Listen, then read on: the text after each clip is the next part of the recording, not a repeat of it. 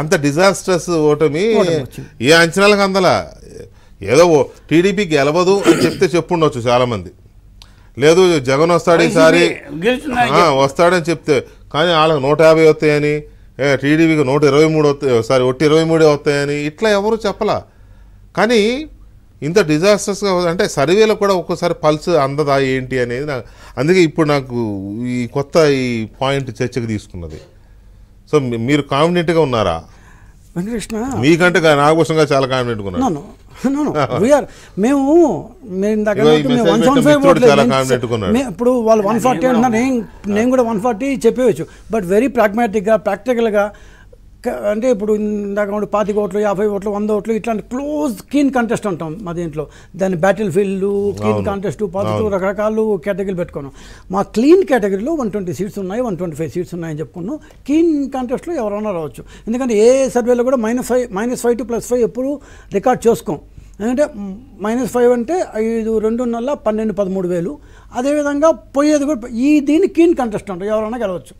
So any statistics ఏం చెప్తుందంటే -5 to +5 అనేది దాన్ని ఏమంటారు, ఇది దాని పర్సంటేజ్ ఆఫ్ దాని ఎర్రర్ కష్టం. సరే ఇదన్నీ పక్కన పెడితే 13వ తేదీ సాయంత్రానికి టీడీపీ గెలుస్తుందని చెప్పారు. 14వ తేదీ కూడా టీడీపీ గెలుస్తుందని అన్నారు.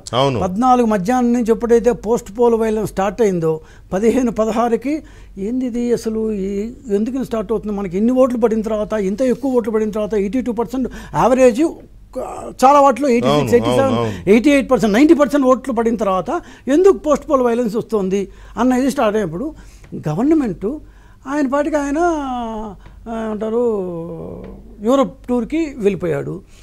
ఒకే ఒక్క మగాడు డీజీపీ గారు, సిఎస్ చీఫ్ సెక్రటరీ, ఒక్క మగాడు ఆయన మొత్తం చక్రం తిప్పుతున్నాడు గత వారం రోజుల నుంచి. ఇక్కడ ఒక ఆయన కూడా ముందు ఫేస్ అంతే తిప్పుతున్న వాళ్ళు వేరే మరో ఇద్దరు బయట కనిపెడదు. ఆయన ఇక్కడ పాయింట్ చూడండి, మోడీ గారు వచ్చినప్పుడు సెక్యూరిటీ లాస్టర్స్ కింద 3-4 ఐపీఎస్లు తీసాం. ఓకే, ఎవరు తీసేశారు? ఆబ్వియస్లీ చీఫ్ సెక్రటరీ తీసేశారు.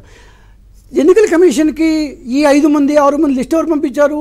చీఫ్ సెక్రటరీ పంపించారు. అంటే నేను కేసే చెప్తాను, అంటే ఆయనే తీశాడు, ఆయనే లిస్ట్ పంపించాడు, వాళ్ళే సస్పెండ్ అయ్యారు. అంటే ఇక్కడ దీంట్లో ఎవరిని ఆ సస్పెండ్ అవ్వాల్సిన లిస్టు కూడా ఎవరు ఇచ్చారు ఎన్నికల కమిషన్ కి? అంటే ఇప్పుడు మీరు మొత్తం వాళ్ళే చేస్తున్నారు. మీరు చెప్పిన దాని ప్రకారం మా నరేంద్ర మోదీ గారి సభ ఫెయిల్ అవ్వడం సందర్భంలో కానీ, ఫెయిల్ అవ్వడం మీన్స్ భద్రతా సరిగ్గా ఒక్కొక్క మాట, ఆ తర్వాత కొన్ని చోట్ల గొడవలు జరిగినప్పుడు కానీ తీసేసిన వాడికి ఆల్టర్నేటివ్ పేర్లు ఇమ్మంటే ముందుగా ప్లాన్ చేసి వీళ్ళ పేర్లు ఇచ్చి వాళ్ళ జీవితాలు ఇవాళ బలైపోవడం కారణం ఆయనకి ఇష్టం వచ్చిన.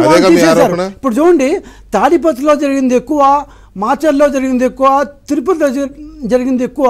ఏ విధంగా నువ్వు దాన్ని ఇచ్చేసినావు? ఒకరిని సస్పెండ్ చేసి ఇద్దరిని ఏ విధంగా బేరే చేశారు? ఒక ట్రాన్స్ఫర్ చేశారు, ఇంకొక ఇద్దరిని సస్పెండ్ చేశారు. ఏ బేసిస్ మీద? తాడిపత్రి నుంచి రాజంపేట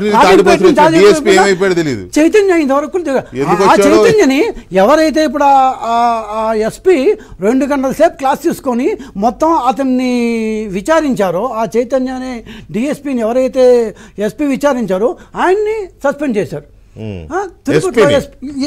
ఎస్పీని డిఎస్పీని ఎవరైతే 200 కలిసి విచారించిన ఎస్పీని సస్పెండ్ చేశారు, డిఎస్పీని ఏమీ చేయలేదు. అదేవిధంగా తిరుపతిలో అక్కడ జరిగిన మా ఇల్లు కరెక్ట్గా ఆ యూనివర్సిటీకి ఆపోజిట్ అండి. ఇప్పుడు ఎక్కడ జరిగిందో జస్ట్ అక్కడి నుంచి ఒక 100 మీటర్లు ఉంటుంది అంతే. సో నాకు ఏరియా బాధ్యత, అక్కడి నుంచి పోలీస్ స్టేషన్ 1 కిలోమీటర్ ఉండదు. నాట్